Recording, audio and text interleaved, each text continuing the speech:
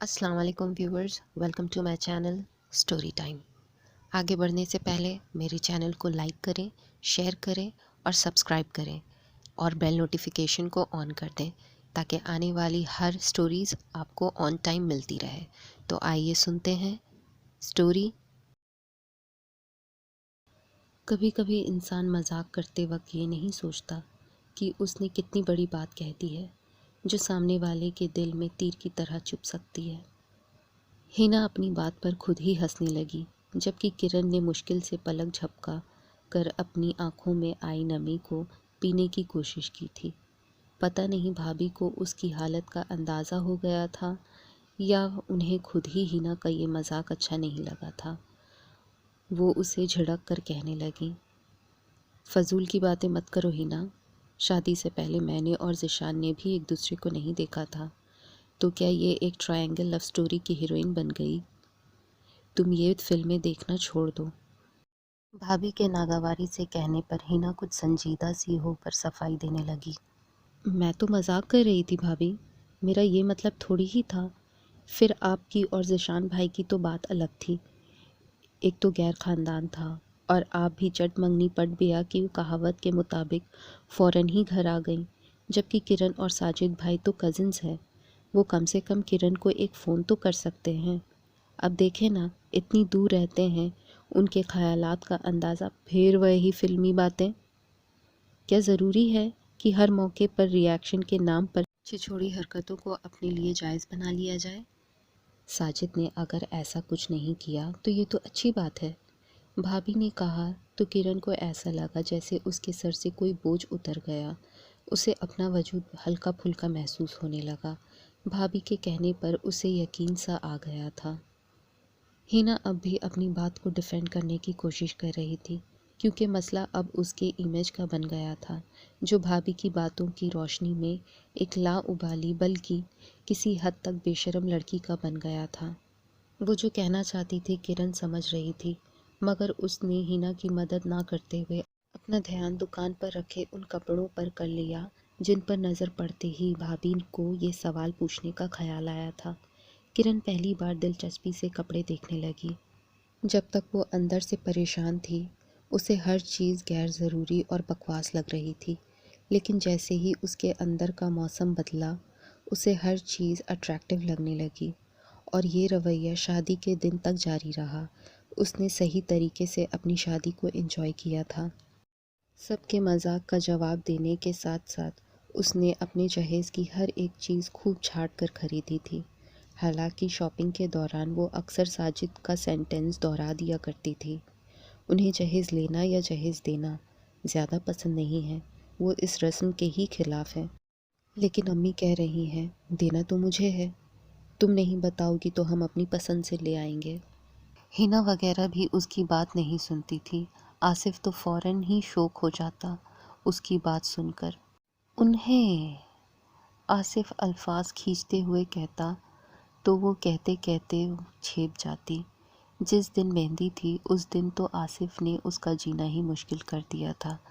उसने कहा, साजिद भाई आपसे बात करना चाहते हैं, मगर वो मेहमानों से भरे घर में आपको फ़ोन करना नहीं चाहते। वो मेरे मोबाइल्स पर बात करेंगे, आप अटेंड कर लीजिएगा।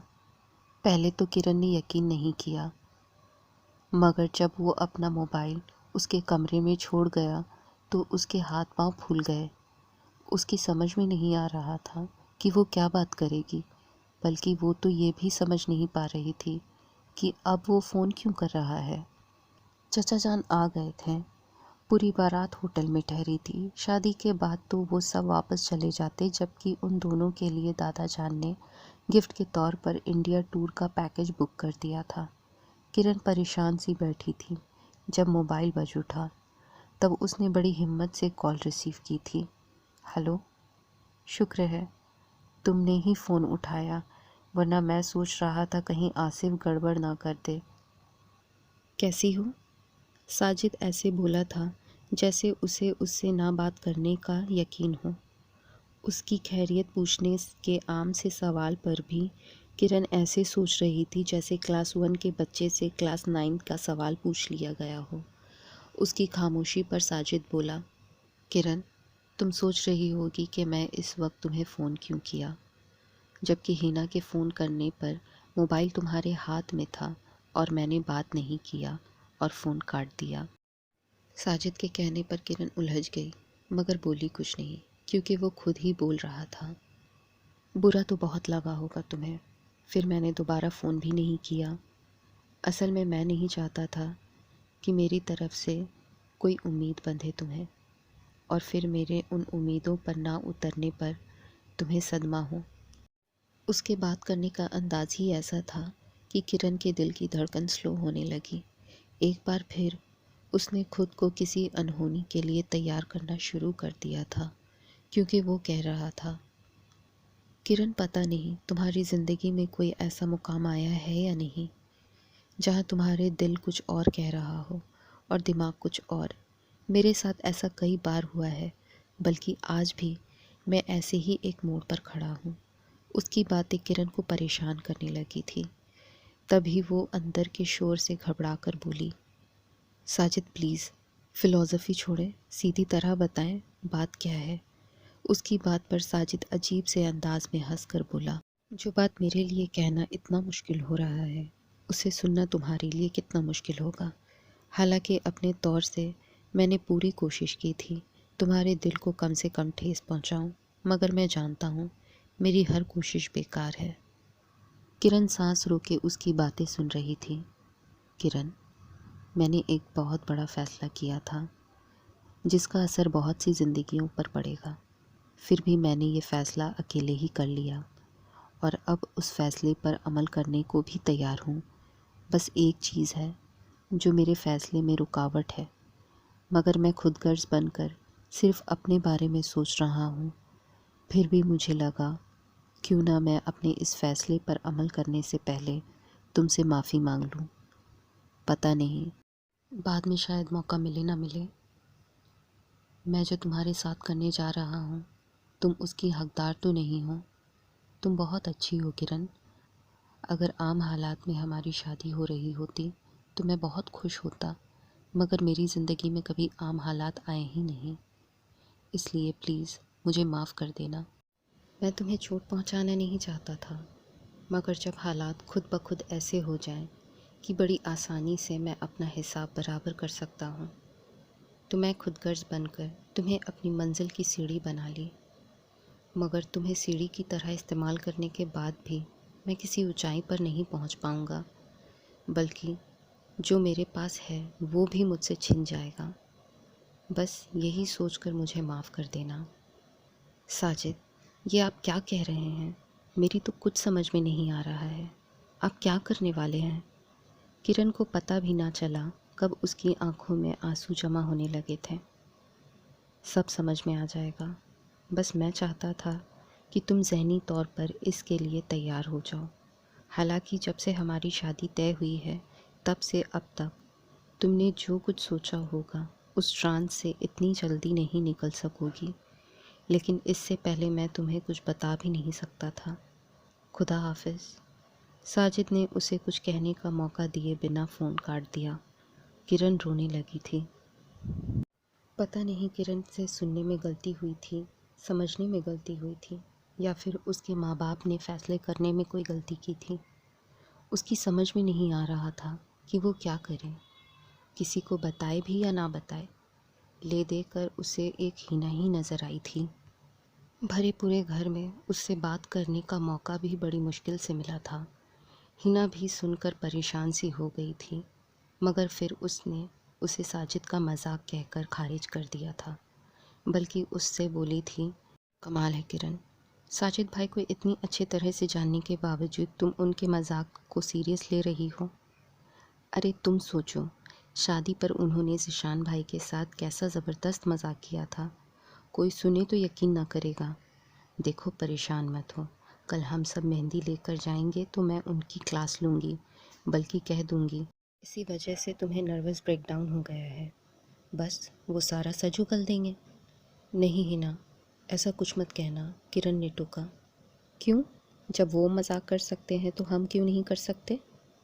हिना कहकर चली गई। किरण बैठी रह गई, लेकिन मेहंदी के बाद जब वो घर आई तो उसका चेहरा उतरा उतरा सा था। तुमने कुछ कहा उनसे? किरण ने पूछा। नहीं, हिम्मत ही नहीं पड़ी। वो इतने सीरियस थे कि आसिफ और आमिर की छेड़छाड़ का भी जवाब नहीं दिया। पता नहीं मुझे ये तुमसे कहना चाहिए या नहीं, लेकिन लगता है कुछ बुरा होने वाला है। किरण चौंक कर उसे देखने लगी। कुछ हो जाना शायद इतना तकलीफ़देह नहीं होता जितना कुछ हो जाने का इंतज़ार देता है। कल शादी थी। अब कहने या सुनने का वक्त ही कहाँ था। बस उसे तो बैठकर अब देखना था कि होने क्या वाला है। शादी का दिन आ गया। निकाहनामे पर साइन करते वक्त वो सोच रही थी जैसे कोई ख्वाब देख रही हो। उसे तो उम्मीद ही नहीं थी कि निकाह होगा, यानी उसने वाकई कोई मजाक किया था, एक भयानक मजाक। वो उलझ गई थी। वो स्टेज के साथ बने ड्रेसिंग रूम में ही थी, जहां औरतें और बच्चों की इतनी भीड़ थी कि कान पड़ी आवाज़ भी सुनाई ना दे रही। फिर इतने भारी कपड़े और ज्वेलरी की वजह से उसका दम घुट रहा था। छोटे से कमरे में दुल्हन को देखने के शौक़ में चले आने वाले बच्चों के साथ उनकी माएँ किरण को सर पर चढ़ी महसूस हो रही थी। गला भी सूख रहा था, मगर उसकी समझ में नहीं आ रहा था कि पानी मांगे तो किससे मांगे। नायला भाभी भी उसे छोड़कर जाने कहाँ चली गई थी। फिर उस भीड़ में उसे भाभी की बहन शुमाइला नज़र आ गई। वो उसे इशारे से अपने पास बुलाना चाहती थी कि वो खुद ही उसके पास चली आई। किरण, बाजी कहाँ है? उसने धीरे से पूछा। अरे भला मुझे कैसे पता होगा, मैं तो खुद यहाँ बैठी हूँ। मगर बात क्या है? किरण हैरानी से पूछी। वो ज़िशान भाई पूछ रहे थे। शुमाइला कुछ फ़िक्रमंद सी बोली। क्यों, क्या हुआ? किरण चौंक कर पूछने लगी। पता नहीं, ज़िशान भाई कह रहे हैं नायला बाजी से कहो तुम्हें और अम्मी को लेकर घर चली जाएं। शुमाइला ने जैसे उसके सर पर बम फोड़ा था। क्या? किरण दुल्हन बनी होने के बावजूद अपनी आवाज़ को बुलंद होने से ना रोक सकी थी। शुमाइला ने उसका हाथ दबाकर उसे माहौल की नज़ाकत का एहसास दिलाया था, तो किरण खुद को संभालते हुए धीरे से बोली थी। लेकिन क्यों? हम घर क्यों चले जाएं? पता नहीं किरण, नीचे जेंट्स रूम में एक अजीब सा माहौल बना हुआ है। शायद साजिद भाई रुखसती के लिए तैयार नहीं है, शुमाइला ने कुछ झिझकते हुए कहा। किरण को ऐसा लगा जैसे उसके कान उसका साथ छोड़ रहे हों। जो इतने हंगामे के बावजूद उसे अपने आसपास सन्नाटा फैलता लग रहा था। लोग इधर से उधर टहलते बातें करते नज़र तो आ रहे थे, मगर जैसे टीवी पर कोई सीन चल रहा हो मगर आवाज़ बंद कर दी गई हो। बिल्कुल ऐसा ही किरण को महसूस हो रहा था। शुमाइला ने उसके चेहरे को देखकर शायद उसे तसल्ली देने की कोशिश की, मगर किरण को तो कुछ सुनाई कब दे रहा था। शुमाइला मजबूरन उठकर नायला की तलाश में चली गई। किरण का सकता एक औरत के चिल्लाने पर टूटा था। अरे नीचे जेंट्स रूम में झगड़ा चल रहा है, जाने क्या बात है। किरण ने देखा एक भारी जिस्म की औरत आंखें घुमा घुमा कर बोल रही थी। सारा शोर सवालों में बदल गया। क्यों? क्या हो गया? हमें तो कुछ नहीं पता। पता तो मुझे भी कुछ नहीं। मेरा बेटा आया था, वही बता रहा था। क्या बता रहा था? यही कि मर्दों में खूब तूतू मैमे हो रही है। कैसी तूतू मैमे? अब उसे क्या पता, मैं जाकर पता करती हूँ। वैसे उसने इतना सुना था कि दूल्हा कह रहा है कि दादा जान मकान उसके नाम कर दें, वरना वो रुखसती नहीं करेगा। किरण देख रही थी कि वो औरतें जो दुल्हन को देखने के लिए वहाँ जमा थी, हकीकत का पता लगाने के लिए बाहर खिसकने लगी थी। निकाह होने के बाद दादा जान ने उसे गले लगाते हुए बड़ी खुशदिली से कहा था, मुबारक हो भाई, माशाअल्लाह बहुत जच रहे हो। उन्होंने कंधों से साजिद को थामते हुए सर से पांव तक देखा था। दूल्हा का इस्तकबाल करना तो आपके लिए बिल्कुल नया एक्सपीरियंस होगा। आप तो हमेशा लड़के वाले ही होते हैं। कोई बेटी जो नहीं थी आपकी, साजिद ने बड़ी संजीदगी से कहा था, जबकि वो हंस रहे थे। हम तो आज भी लड़के वाले हैं।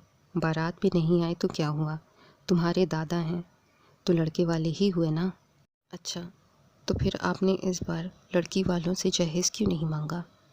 साजिद ने तंज़िया अंदाज में कहा तो उनके पास खड़े चचा जान किरण के पापा और ज़ीशान चौंक उठे।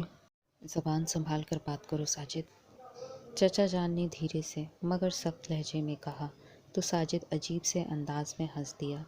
दादा जान खामोशी से उसे देखते रहे। कमाल करते हैं आप बाबा जान, मैं तो अपने दादा जान के नक्शो कदम पर चल रहा हूँ और आप गुस्सा हो रहे हैं। आपकी शादी पर दादा जान ने जो किया था, मैं अपनी शादी में उसी रस्म को आगे बढ़ाते हुए अपने ससुराल से एक घर मांग रहा हूँ।